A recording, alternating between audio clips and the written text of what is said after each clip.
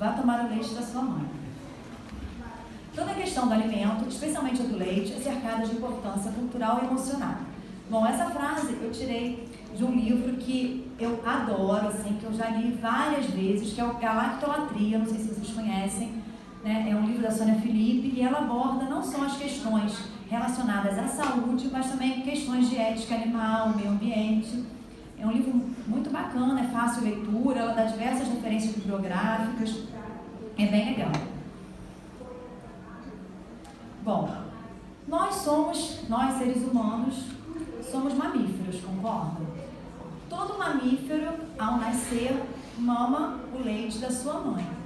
Só que aqui no Brasil, em 2008, né, não tem dados mais recentes do que isso, apenas 41% das crianças menores de 6 meses estavam em aleitamento materno exclusivo.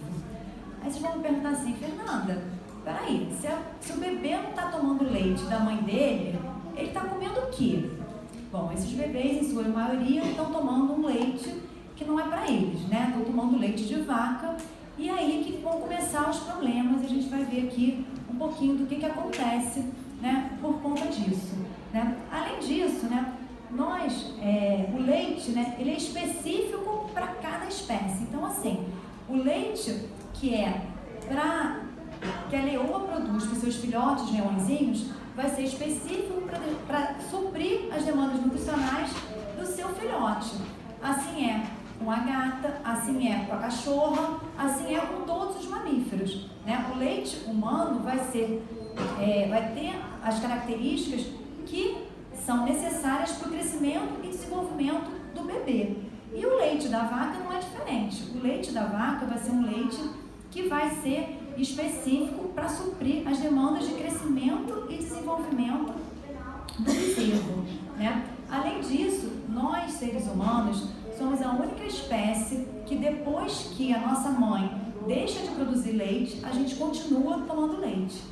Na natureza, dos animais que são mamíferos, uma vez que cessa o período de amamentação, os filhotes vão à procura do alimento, né? A gente deixa de tomar leite da nossa mãe, muitas vezes, isso é uma coisa forçada, né? Infelizmente, ainda tem muita mãe que não quer amamentar, e aí você dá um leite que não foi feito para aquela criança. É um leite que não vai suprir a necessidade daquela criança e vai trazer uma série de problemas para isso. Só que a gente é bombardeado o tempo todo de que precisamos tomar leite, né? É o tempo todo a mídia, TV Globo, Veja, enfim, falando que a gente vai precisar de leite, né? E aí fica muito difícil quando a gente escuta até um médico falando, dando ênfase nisso, né? Não, tem que tomar leite, né? Eu pego no consultório, às vezes, né, a mãe fala assim, não, doutora, mas o pediatra me ameaçou, se eu não der, minha filha vai morrer, coisas desse nível, né? Bom, eu trouxe um vídeo aqui, que está rolando na internet, muitos devem ter visto, que, assim, bom, o vídeo fala por si só.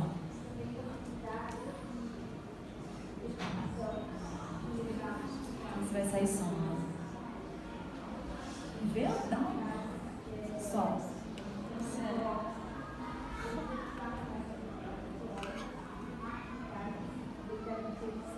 A imagem ficou muito distorcida. Dá uma olhadinha aqui pra mim, porque a imagem está distorcida.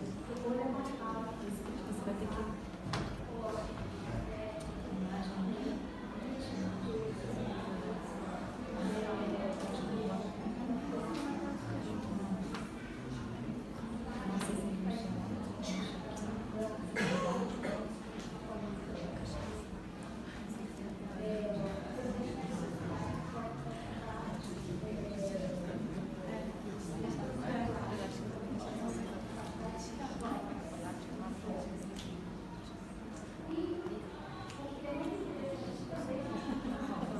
Bom, gente, é um vídeo de um bebê mamando na teta da vaca, tá? Eu, quando vi esse vídeo, eu confesso que eu fiquei com nojo, muito nojo.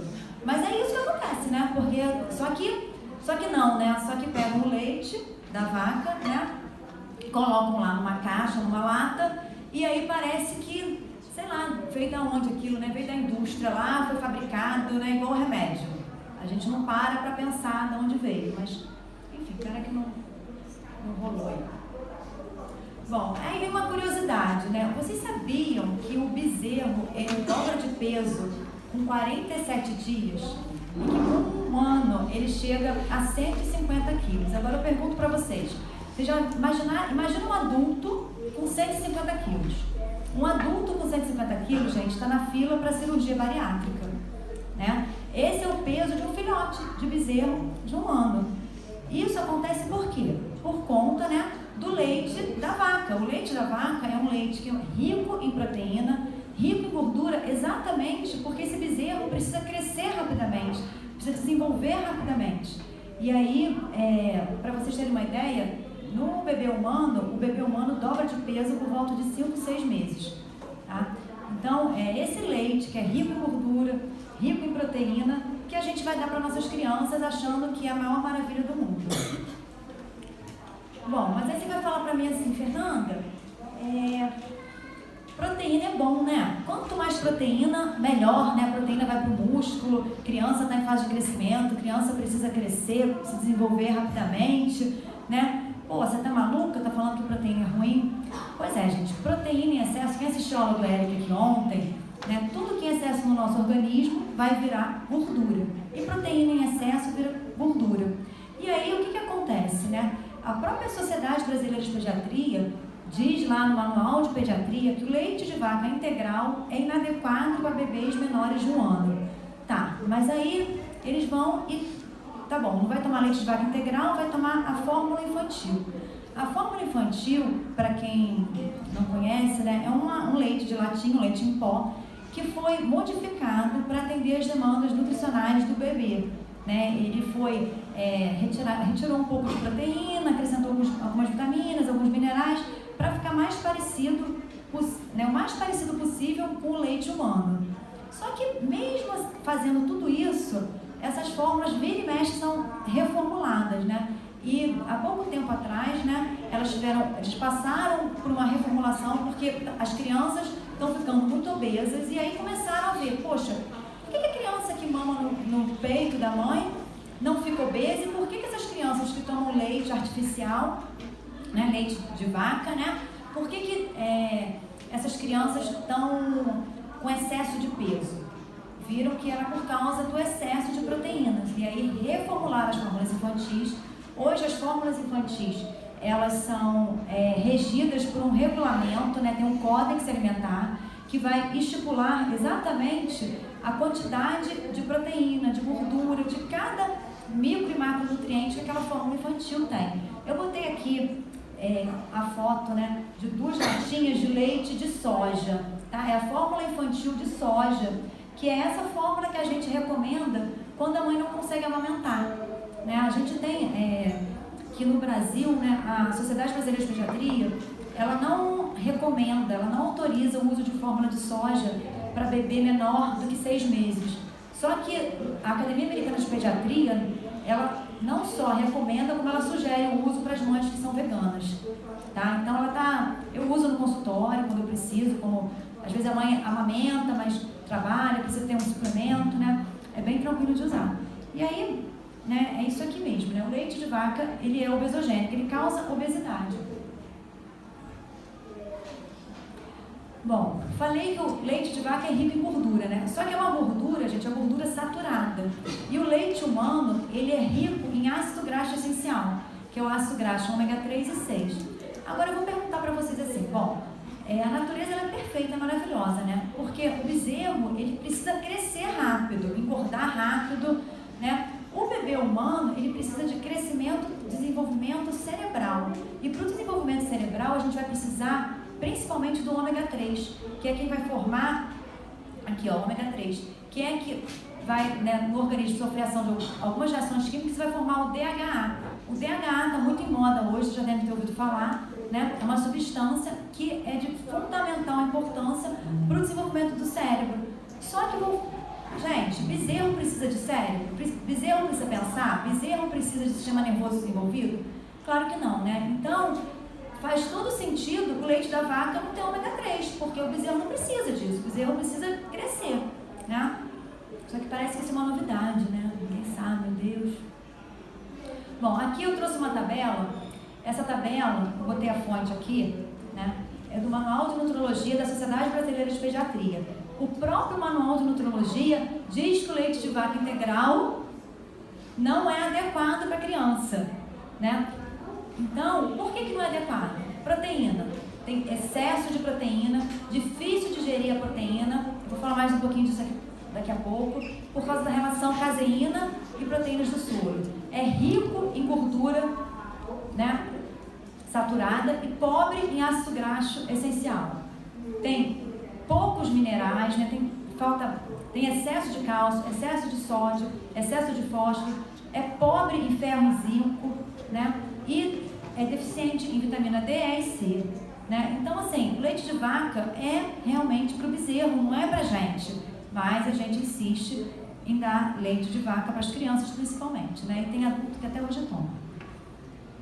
Bom, aqui, aquela relação que eu falei, né? O leite de vaca tem 82% de caseína e 18% de soro, enquanto o leite humano vai ter 70% de soro e 30% de caseína. A caseína é uma proteína que tem uma digestão muito difícil no nosso organismo, né? E aí, o que acontece, né? Essa digestão que é difícil, quanto mais a gente come, mais caseína, né, vai ter que ser digerida. E essa má digestão da caseína vai gerar uma substância, né? Aqui, a proteína 1, que é a beta-caseína, vai formar essa substância aqui, ó. Beta-caseomorfina 7. Eu vou repetir para vocês prestarem atenção no nome. Beta-caseomorfina 7. É um opioide, sim. A digestão da caseína, né, quando ela é feita pelo nosso organismo, ela gera um opioide. É isso que explica por que o lacto-vegetariano não consegue parar, né, de se tornar um vegetariano estrito. É um vício mesmo, é uma dependência química, como se fosse cigarro, como se fosse uma droga.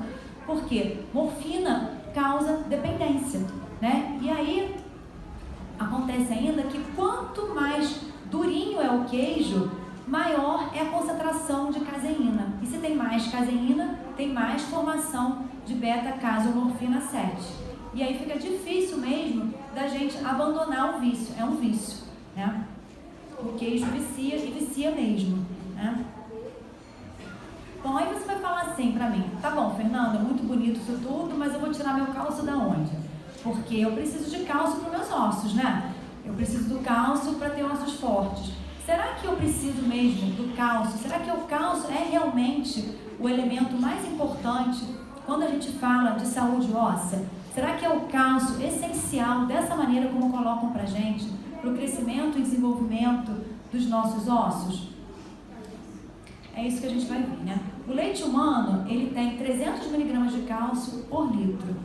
O leite da vaca tem 1.200 miligramas. Será que o bebê que está lá tomando o leite da mãe dele, será que o bebê está ficando com o osso fraco, gente? Porque está tomando leite materno?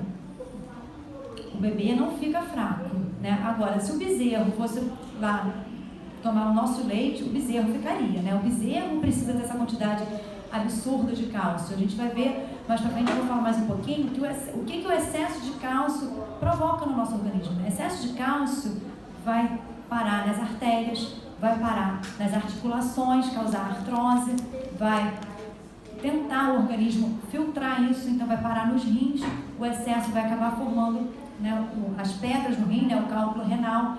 Então essa história de que quanto mais cálcio, melhor, né, tem que olhar isso com bastante cuidado. Aí vem aquele mito, né, que a gente escuta: ah, mas o cálcio do leite é o cálcio muito bem absorvido, né? É um cálcio que eu preciso dele. Gente, o cálcio do leite tem 32% de absorção apenas. O cálcio do brócolis, 64%.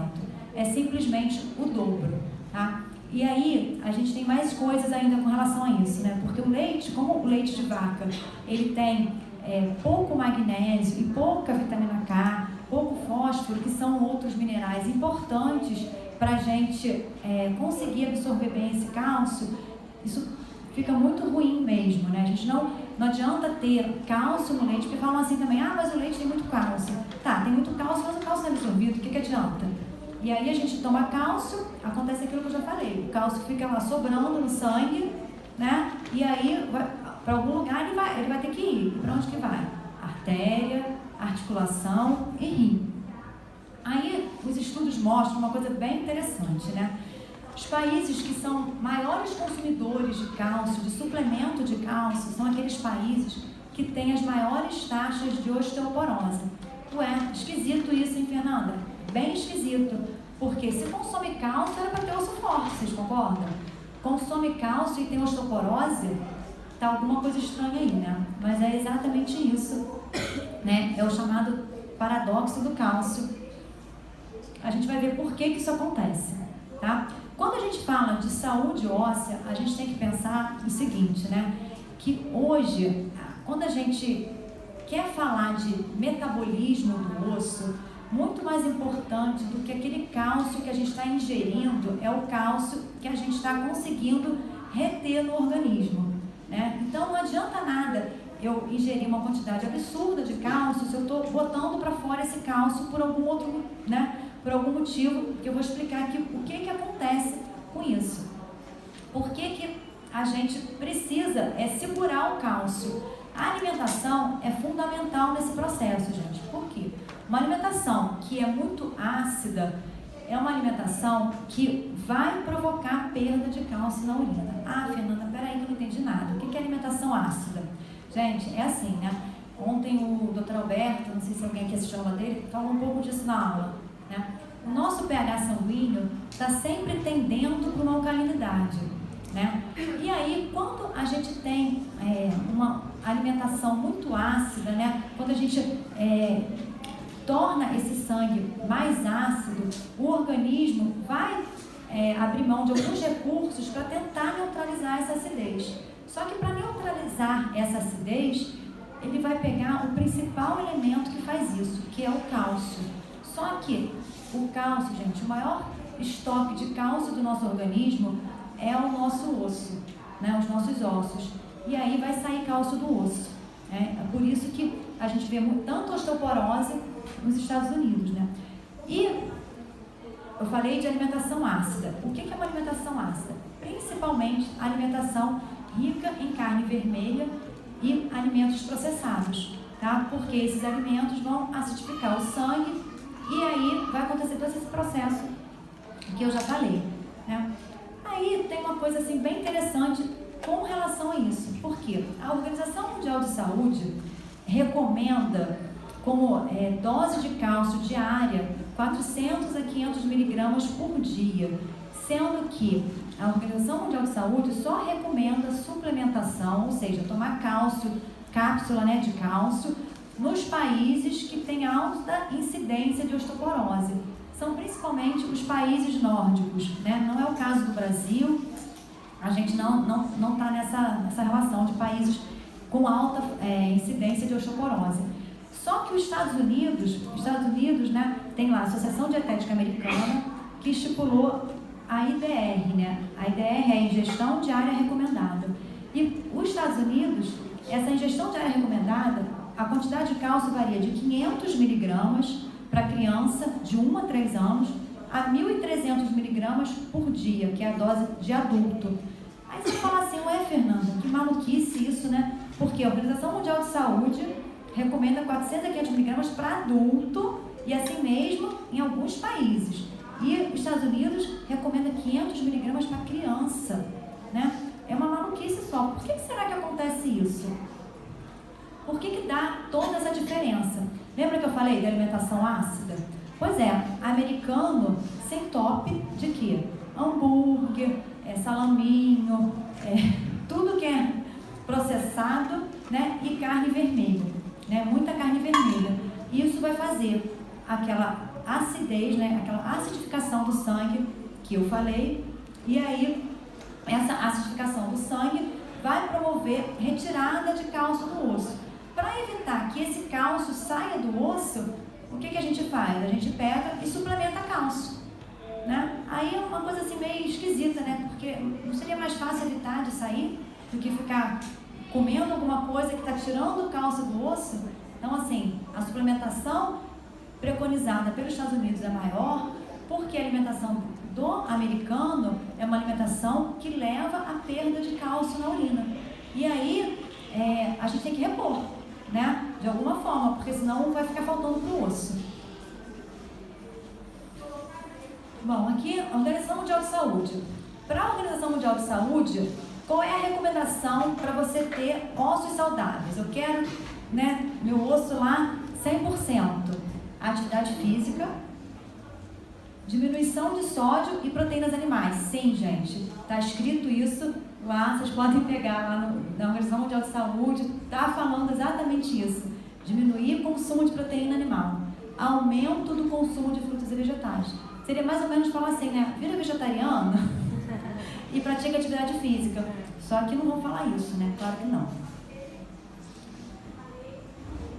Aqui eu já falei um pouco, vou repetir, né? Para cada grama de proteína animal digerida, o corpo expele 1,5 miligrama de cálcio.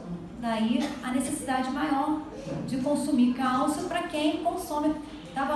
Antes de eu começar a palestra, tinha um grupo aqui conversando, discutindo sobre isso, né? Sobre cálcio. Falei, espera a minha palestra.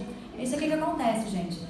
Quando a gente tem uma perda grande de cálcio, a gente precisa ingerir mais. E a perda maior é isso aqui. 1 grama de proteína animal, bota para fora 1,5 miligrama de cálcio. Dietas pobres em carboidratos e ricas em carnes, peixes, laticínios. O que é isso, gente? A dieta famosa aí, né? A dieta low carb. O Dr. Eric falou ontem, né? O Dr. Eric me ajudou muito, já me adiantou. Isso aqui, dieta low carb, faz o quê? Acidifica o sangue. Se acidifica o câncer, tira cálcio do osso, né? É por isso que a osteoporose só aumenta no mundo todo. E aí, para piorar a situação, né, tem vários estudos mostrando que suplementar cálcio não resolve o problema de perda de massa óssea, nem melhora a saúde óssea. Então, gente, esse cálcio, mais uma vez, vai ficar circulando no sangue, vai parar nas artérias, fazer uma coisa chamada aterosclerose, a parede da artéria fica enrijecida, aí aumenta a pressão, aí esse cálcio vai para a articulação, faz as artroses, esse cálcio vai tentar sair, vai passar pelo rim e vai formar cálculo renal. Mas a gente precisa do leite, né? E aí, né, para a gente pensar em saúde óssea, tem algumas outras coisas que a gente precisa falar. Porque quando eu vou falar de saúde óssea, eu não posso pensar somente no cálcio. Por quê? Porque eu diria que o cálcio é um dos elementos e nem é o mais importante. O mais importante, gente, é a atividade física, principalmente a atividade física resistida. Força, né? Uma musculaçãozinha que ninguém gosta de fazer, né? Isso faz força no osso, estímulo para o osso crescer. Isso é o mais importante, né? Aí depois vem os outros fatores. E para o cálcio ser absorvido, a gente precisa de vitamina D. Se a gente não tem níveis sanguíneos adequados de vitamina D, apenas 15% do cálcio é absorvido. Agora eu vou falar uma coisa para vocês, gente, vou contar um segredo. Hoje, no meu consultório, dificilmente eu pego uma pessoa que não esteja suplementando vitamina D e esteja com nível de vitamina D bom. Por quê? Como é que a gente consegue vitamina D? Vitamina D a gente não consegue no alimento. No alimento tem muito pouca quantidade. Não é uma dose suficiente que tem. E aí, a vitamina D é produzida na pele pela exposição solar. Só que é qualquer exposição solar? Não, não é qualquer exposição solar.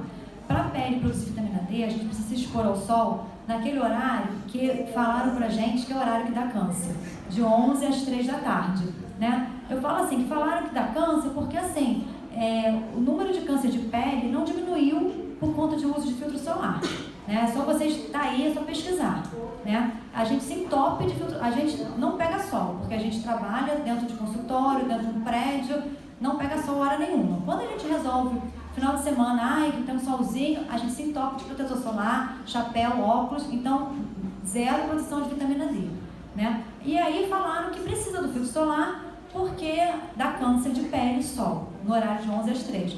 Não estou aqui, gente, falando para todo mundo se torrar no sol, né? Deus me livre, né? Mas assim, sol é muito bom para a saúde, né? Não só para produzir vitamina D, para humor. A gente vê as pessoas super deprimidas, né? Um banhozinho de sol que antigamente todo mundo tomava, né? Levava o bebezinho para tomar sol, hoje leva e entope o bebê de protetor solar, né? Aí eu fico pensando assim, para que levar o bebê para tomar sol, né? Enfim, aí, além do cálcio, além da vitamina D, né? Ser importante, né, para a absorção do cálcio, para o cálcio ser fixado no osso, ele vai precisar de magnésio. Lembra lá na frente que a gente viu que o leite de vaca é pobre em magnésio? Então, assim, não adianta, gente, as coisas no nosso organismo, né, a fisiologia é uma coisa maravilhosa, mas elas são muito uma coisa interligada à outra. Uma falhou num ponto, toda a cadeia falha. Então, assim, se eu estiver ingerindo muito cálcio, mas eu não tiver vitamina D, o cálcio está absorvido. Tá, eu estou com vitamina D boa, eu estou com cálcio bom, mas eu estou sem magnésio. Também não vai ser fixado no osso. Então, é uma série de coisas que ninguém fala pra gente, né? O Fantástico não vai lá contar, doutor Fantástico, não vou falar o nome, não. Nosso médico brasileiro, maravilhoso, não fala isso, né? E aí, para a absorção do cálcio, eu vou precisar também da vitamina K, tá? E aí, mais um dado, né? Vários estudos com mulheres com fratura óssea, né, viram que essas mulheres, na verdade, elas tinham baixos níveis no sangue de vitamina K. Então, não adianta só cálcio. Não é só cálcio que a gente precisa para ter ossos saudáveis. Bom, agora eu vou sair um pouco do cálcio, que ninguém aguenta mais, e vou falar de algumas substâncias que estão presentes no leite e que também não são nada agradáveis, né? Que não são nada boas para o nosso organismo, né? A mais conhecida delas é a lactose. A lactose é um açúcar naturalmente presente no leite. Aí vocês vão falar assim, mas Fernanda, o leite humano tem lactose. Sim, o leite humano tem lactose, só que lembra que a gente amamenta por um período só, né? O bebê toma leite, ele não toma leite a vida toda, né? E aí a gente nasce com capacidade de produzir uma enzima chamada lactase, que é a enzima que vai degradar a lactose, né? A gente nasce com bastante lactase. Só que essa lactase, a produção dela, à medida que a gente vai crescendo, à medida que o bebezinho vai crescendo, a quantidade de lactase vai diminuindo, vai diminuindo, vai diminuindo. E por volta dos 4 anos, ela praticamente cessa. Apenas 30% dos adultos, né, humanos ainda produzem lactase. E aí a gente vai entender por que tem tanta intolerância à lactose. Por quê, gente? Se eu não tenho a enzima que degrada, né, a lactose, o açúcar, e eu consumo o leite, eu vou ter problema com isso daí. E o que acontece com a lactose que não é digerida? A lactose que não é digerida, ela vai lá para o nosso intestino, né, para ser eliminada. Quando ela chega no intestino, as bactérias do intestino vão pegar essa lactose e vão fazer, né, um processo bastante semelhante, né, à putrefação. É por isso que a gente fica, né, soltando gases, é por isso que a barriga incha, é por isso que dá azia, é por isso que dá cólica, né? Porque a lactose está lá servindo de comida para umas bactérias que a gente tem no intestino. No intestino a gente tem bactérias que eu falo que são boas e bactérias ruins, né? No caso aqui, essa lactose não vai para bactéria boa, ela vai para bactéria ruim. São as bactérias que provocam doenças, né? Porque as bactérias boas do intestino vão ajudar nas nossas defesas, né? Além da lactose, tem uma outra substância que quem assistiu aqui a aula da doutora Carla, está aqui, me dando a honra, a aula maravilhosa dela, ela falou muito de uma substância chamada IGF-1. Isso aqui é fator semelhante à insulina, é um hormônio, tá? Esse hormônio está naturalmente presente no leite de vaca. Não é aquele hormônio que o produtor colocou no leite para a vaca crescer, para a vaca produzir mais leite, não. É um hormônio natural dela. Lembra que o bezerro dobra de peso com 47 dias e chega a 150 quilos por ano.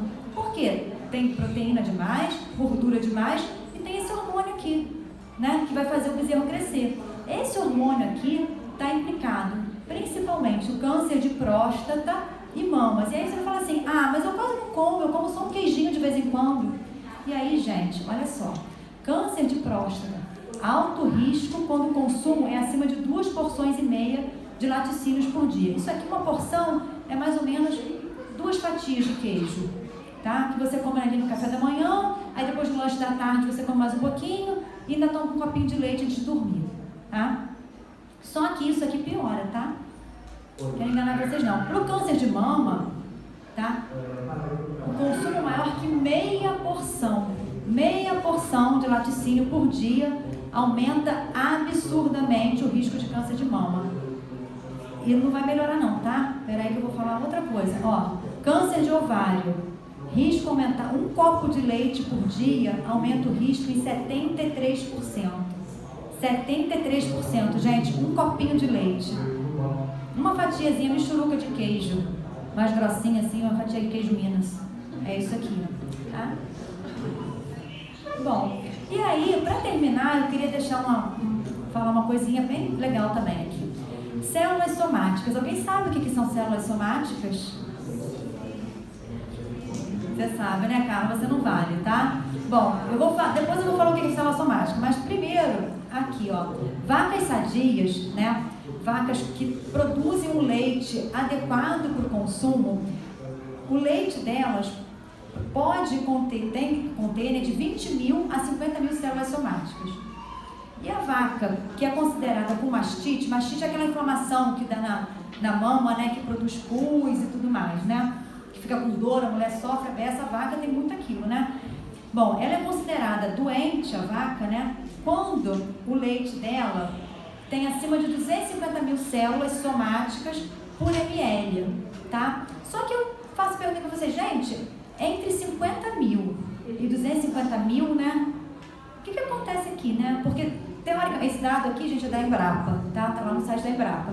Teoricamente, a vaca com mastite, ela não pode, o leite dela não serve para consumo, teoricamente, né? Tem fiscalização, essa coisa toda que a gente sabe, enfim. E aí, teoricamente, com 250 mil não vai. Mas aqui, entre até 250 mil, passa. Agora eu vou contar para vocês o que é célula somática, tá? Célula somática é pus. Pensa aquele abscesso, aquele machucado que infeccionou, sabe? Isso aqui, ó. Aquela pizza que você vai comer, sabe? Aquele queijo derretido, delicioso, sabe? Puxa. Esse queijo aqui, isso aqui, gente, é pus, sabe? Delícia, né? Bom, olha só, já falaram de 5 minutos, né? Ai, que bom, tem 5 minutos ainda. Olha só, eu tô com um livrinho, Todo Bebê Nasce Vegetariano, guia prático para alimentação saudável de bebês. Eu tinha deixado, vou passar uma lista, vocês botam, já passou? Você botou, André, obrigada. Bom, essa lista que passou aí é porque eu vou mandar para vocês por PDF esse livrinho aqui, que é de uma aula que eu fiz para o Conut Veg, não sei se alguém assistiu, né? É uma aula só sobre alimentação infantil, é uma aula bem legal. E aí tem as informações aqui sobre alimentação vegetariana para criança, que é um grande desafio ainda, né, para muita gente, né? Mas é uma coisa bem tranquila, assim, é igualzinho para criança que come carne, não tem diferença nenhuma. As orientações são as mesmas, a gente só precisa aprender a substituir, né, a carne pela proteína vegetal, né? Então, eu trouxe alguns livrinhos aí, eu vou fazer um sorteio, já que sobrou alguns minutinhos, tá? E aí vocês levam já o livrinho, né? Bom, aqui eu vou deixar meus contatos, tá? Para quem quiser me seguir, curtir. Eu gravei, não sei se vocês perceberam, e vai estar também no meu site, tá? A palestra de hoje. Gratidão a todos pela paciência.